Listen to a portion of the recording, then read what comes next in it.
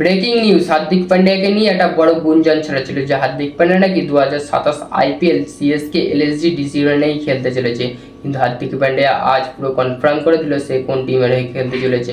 ভাই তোমরা সবাই জানো মুম্বাই আর চেন্নাইয়ের মধ্যে একটা ডিল চলছিল হার্দিক পান্ডিয়াকে নিয়ে। সেই ডিলটা হলো আয়ুষ মাত্রেকে দরকার আর আমাদের শিবম দুবেকে দরকার, কিন্তু সেই ডিলটাতে রাজি হয়নি চেন্নাই সুপার কিং। বলেছিল না, এত কম বয়সী আয়ুষ মাত্রেকে আমরা এখনই রিলিজ করবো না, তার বদলে আমরা শিবম দুবে আর ব্রেভিস আর নগদ 10 কোটি টাকা দিতে রাজি।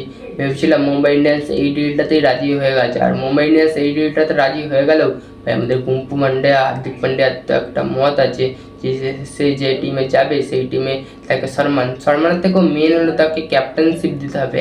আর অলরেডি রয়েছে সিএসকের কাছে দুখানা ক্যাপ্টেন। হ্যাঁ, দুখানা ক্যাপ্টেনশিপ রয়েছে সিএসকের কাছে, এক হলো আমাদের ঋতুরাজ গাইকোয়াড় আর দুই হলো আমাদের সঞ্জু স্যামসন।